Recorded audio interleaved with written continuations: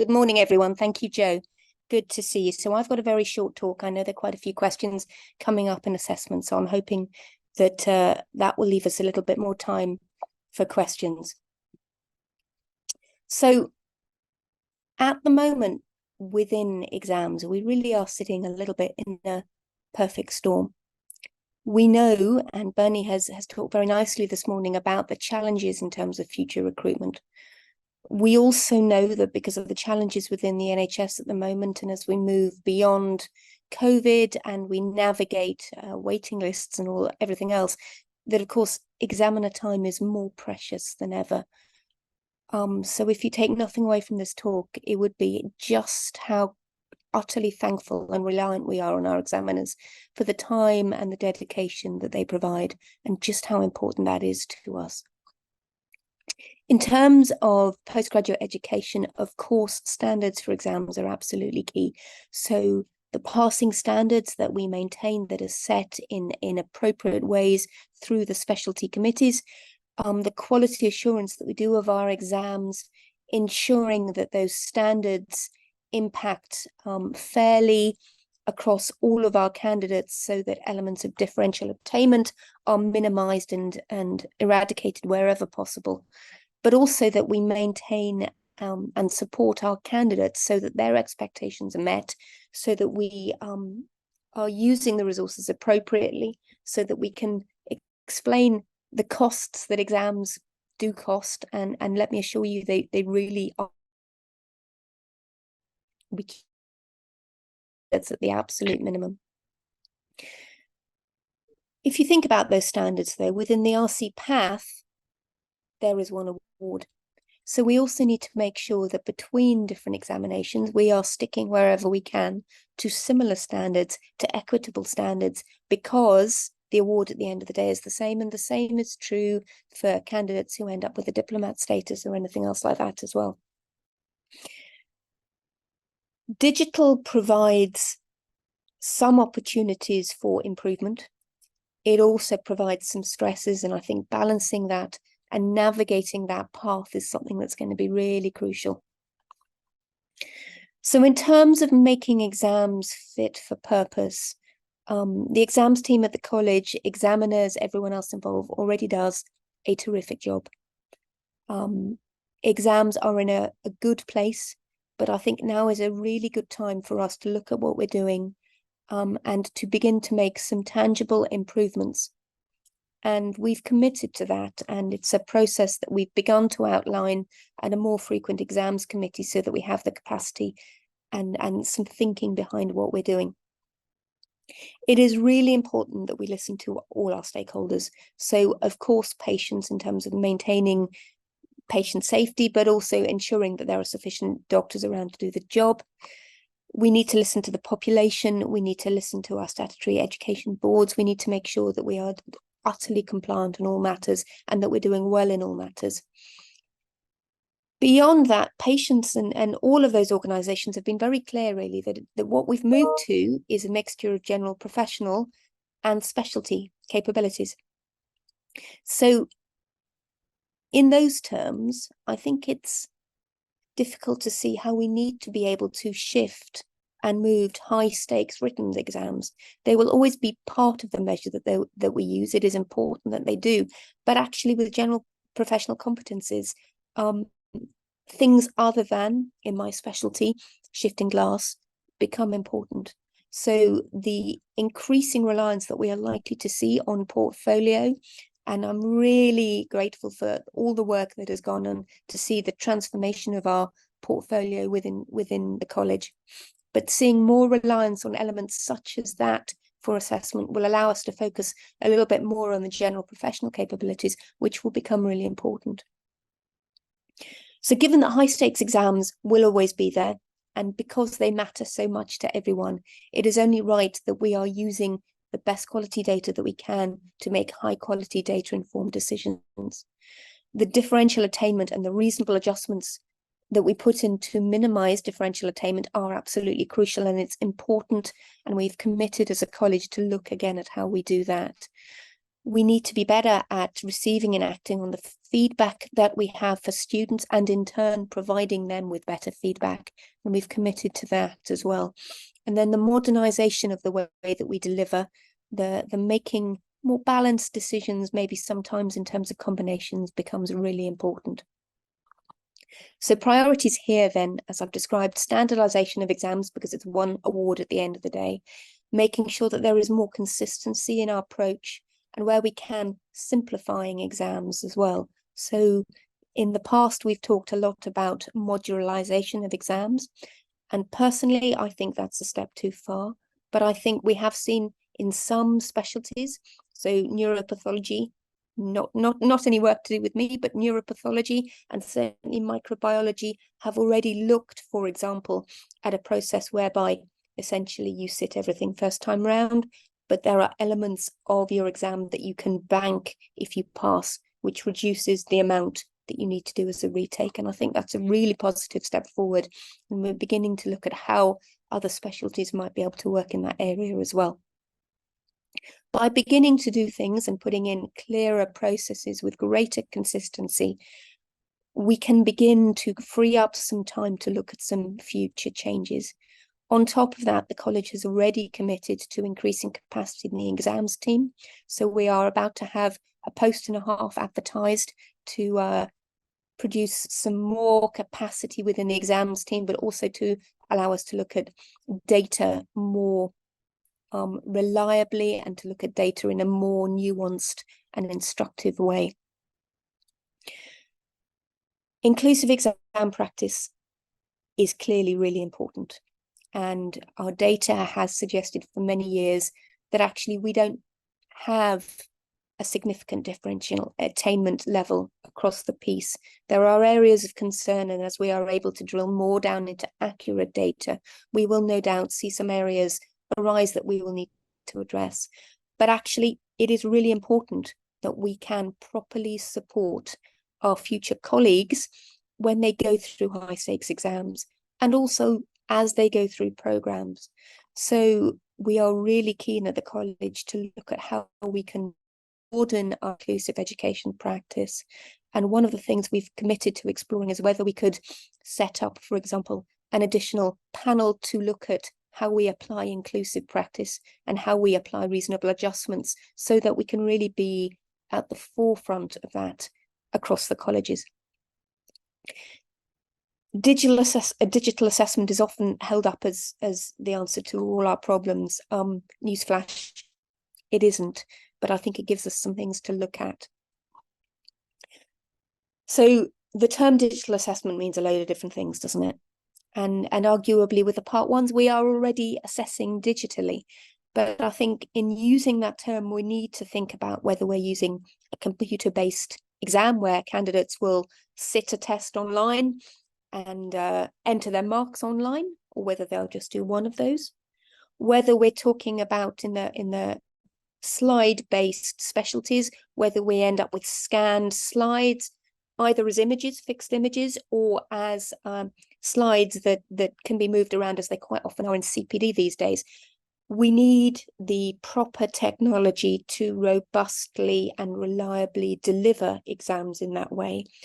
And one of our concerns is that we don't currently have that. So we will need to address that as part of a way of moving to digital. We could look again at some processes that we undertook during COVID, whereby we moved quite a few of our vivas to Teams or Zooms or other such circumstances. Again, that might make it easier for candidates. It would make it inclusive for candidates who have trouble traveling for a number of reasons. We need to make sure that we're not losing richness in the overall judgments we make of candidates in that way.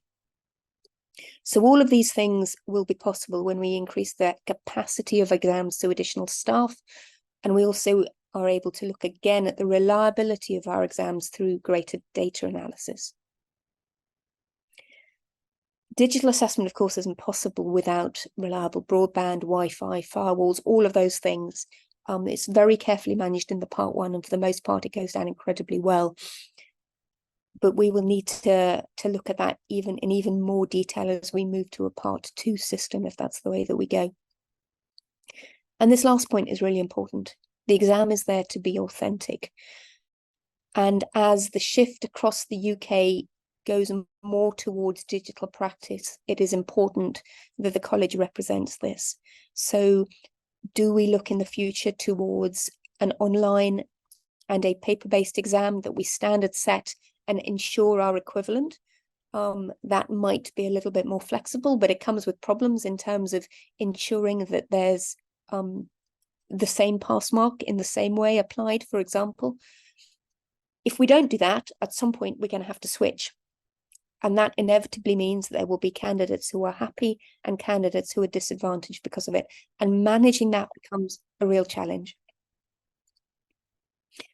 And really that harks to the geographical variability that I described that we know we have currently in the UK.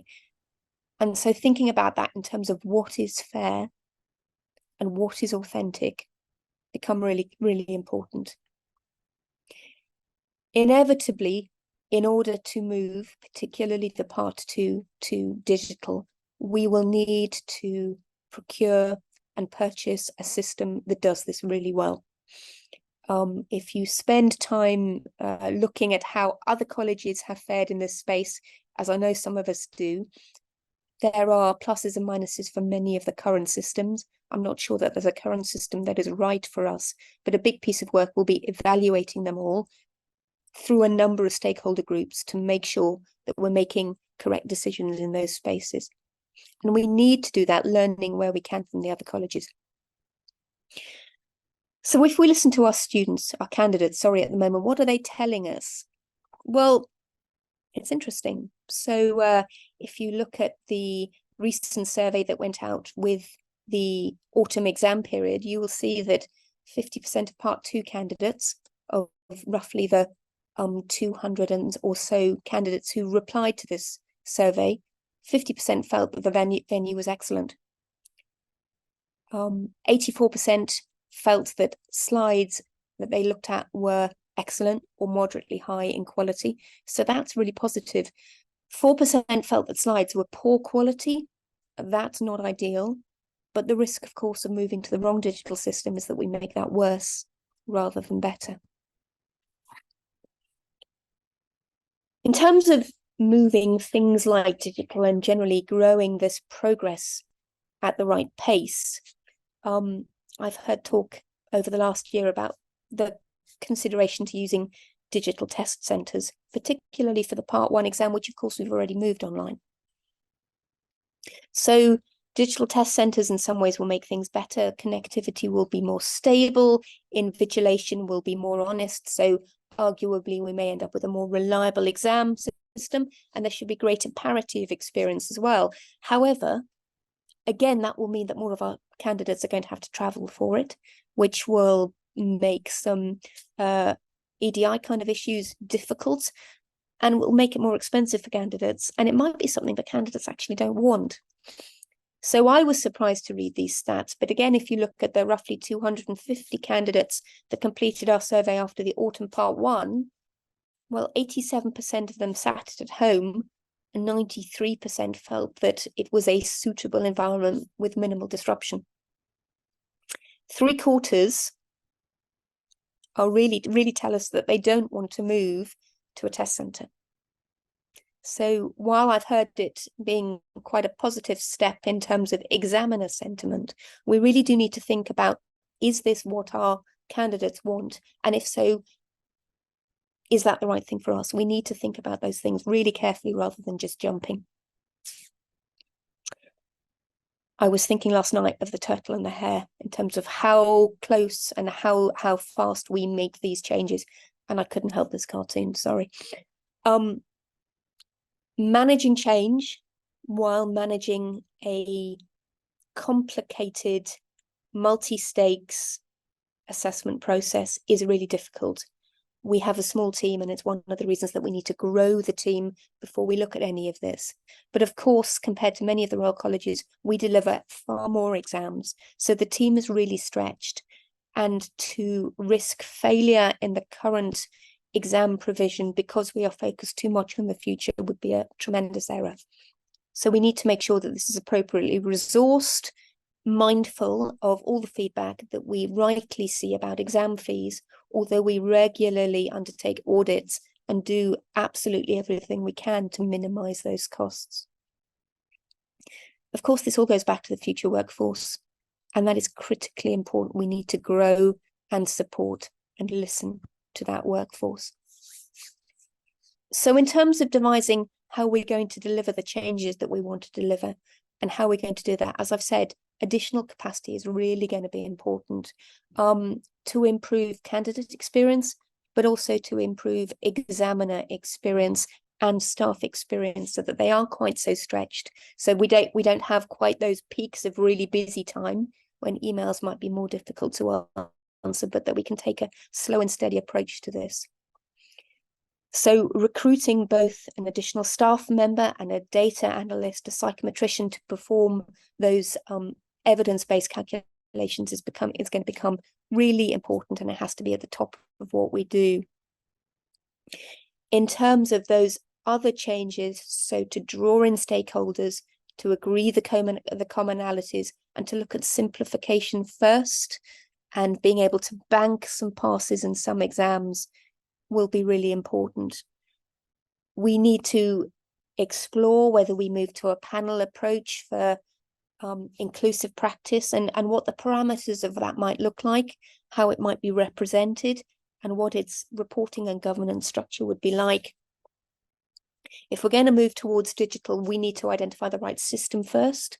We need to identify a specialty to pilot, and we need to work with experts beyond those who work in exams in order to make sure that we're doing that properly, mindful of how digital practice is expanding and delivering. So there are so many dependencies in all of this that it is really crucial that we get it right, and therefore that we get slowly, so that we've piloted, so that we can reassure ourselves, our candidates, and our membership that we are doing absolutely the best possible that we can before we implement. So examiners, and I know there'll be many examiners on this call today, thank you again. Your contributions are absolutely crucial. It's important that we listen to our trainees, our candidates, and our trainers more, and I'm really keen to develop a process for doing that. College staff are excellent. They work incredibly hard. They are incredibly dedicated, and it is important that we recognise that in our communication with them. We need to listen to what other colleges are doing. The Academy of Medical Royal Colleges provides an excellent resource for those sorts of changes and for those thoughts of thinking. That's all I have to say today. I'm hoping I've left some time for some comments and some questions, but thank you all.